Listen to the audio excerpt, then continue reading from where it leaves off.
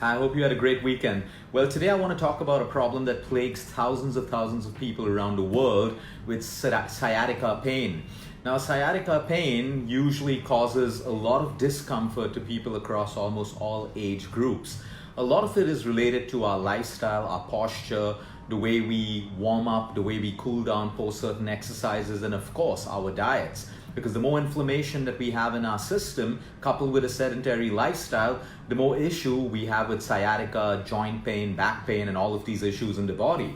So sciatica pain, people feel this in the upper thighs. People feel a tingling sensation. Some people feel a radiating pain that can start from the spine right down to the lower limbs of the body.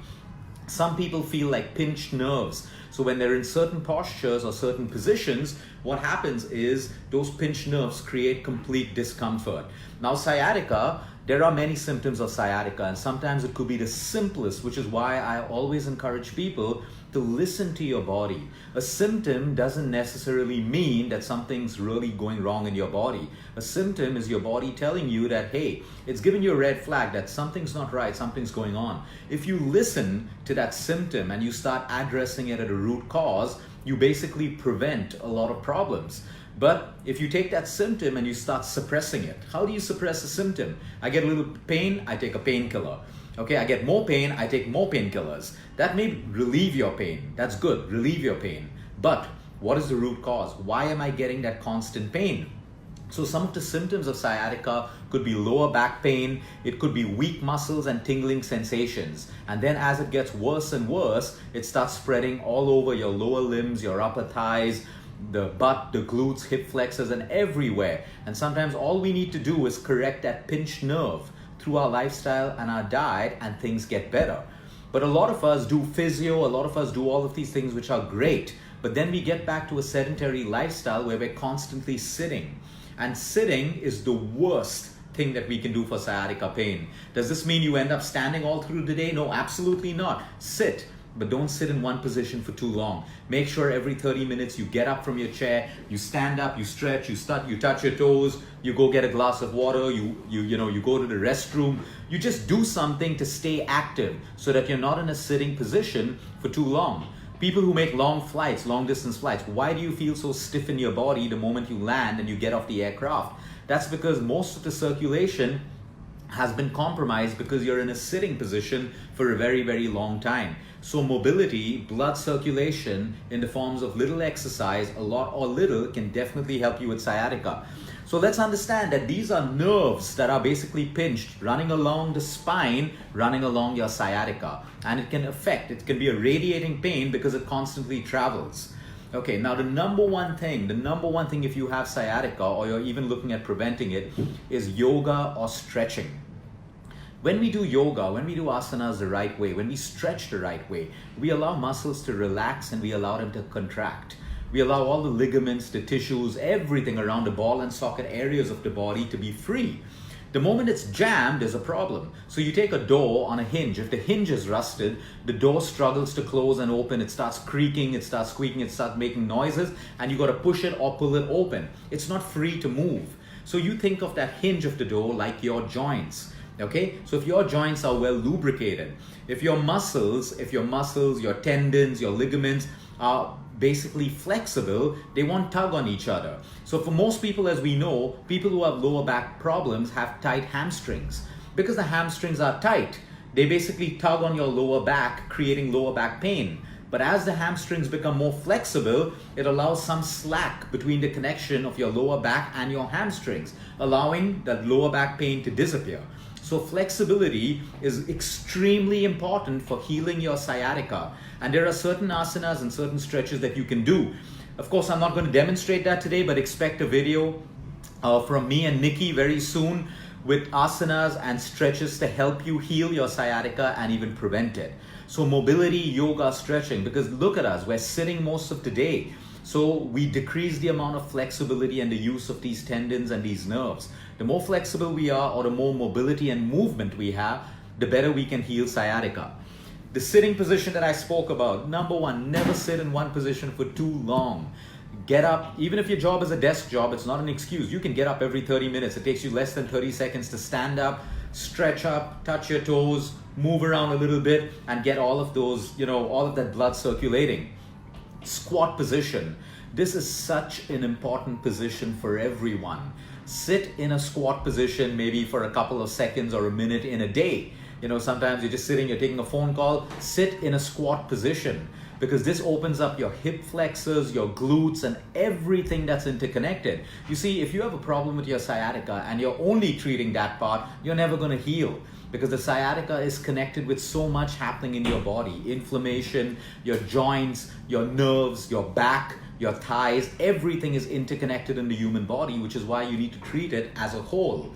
So sitting in a squat position when maybe you're taking a phone call, post your meals in the morning, you get off the bed, sit in a squat position for a couple of seconds. There are various ways and times that you can sit in a squat position that's great for you.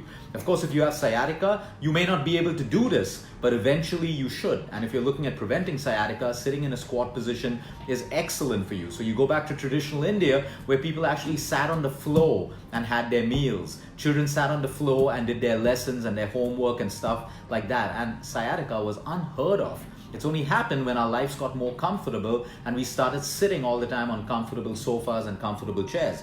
So sometimes maybe twice in a week, eat your meals on the floor. It's a humbling experience. You may have the fanciest dining table in your house, on your home, but sit down, put newspaper on the ground, and you and your family sit down and have a meal on the ground.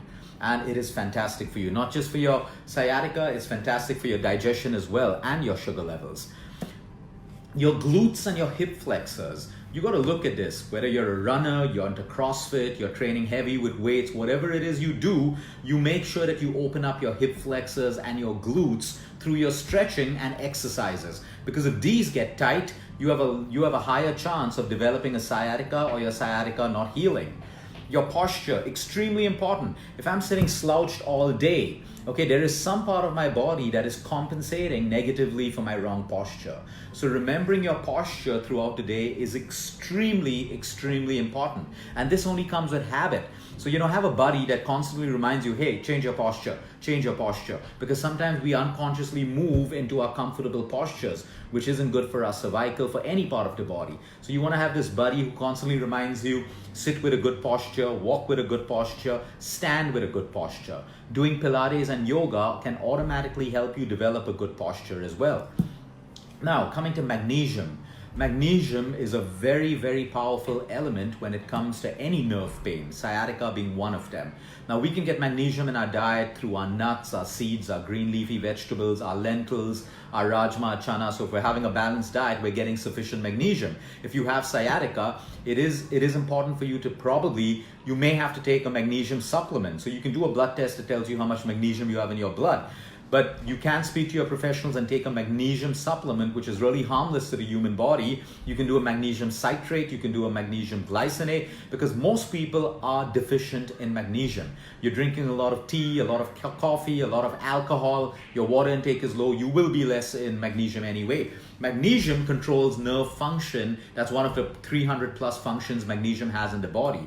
So it's intake through your food or supplement, or using Epsom salt, magnesium sulfate in a bucket or a bath. If you have a sciatica problem, you fill up your bathtub with water and put maybe about 100 to 150 grams of Epsom salt, which you can buy from the chemist. A small sachet of 20 grams will cost you maybe 6 or 7 rupees. Now, if you don't have a bathtub, you can use a bucket, or whenever you're in a hotel or something like that, if it allows you, use the bathtub then. But Epsom salt soaks are excellent for sciatica. It is unbelievable the amount of relief that you can get soaking in Epsom salt water. One tip, when you finish soaking in Epsom salt, you want to make sure you hydrate, because when you soak in Epsom salt, you allow a lot of water to come out of your system, so you want to make sure that you don't dehydrate. But using Epsom salt is fantastic. You have access to an ocean, the sea, sit down in the ocean and the sea and let that salt water soak into that salt water, because sea naturally has magnesium sulfate in it as well, and it is completely therapeutic for you, a sea bath. Try this concoction of ginger, turmeric, black pepper, and fenugreek. Fenugreek are your methi seeds. You take a 1-inch piece of ginger, you take a teaspoon of turmeric, and you boil this in water with a teaspoon of methi seeds. Okay, you boil this, reduce it to half, and you put about 2 to 3 black peppercorns, because we have to understand the magic of of turmeric, curcumin, the element, needs to be absorbed in the presence of black pepper. So it's a 1-inch piece of ginger, a teaspoon of turmeric, 2 or 3 peppercorns, and a teaspoon of fenugreek seeds, which are methi seeds. You boil this, reduce it to half. You can add a nice raw unpasteurized honey to sweeten it, but you have this twice a day. It is highly anti-inflammatory, which means it can reduce your pain. So this is something that you can do.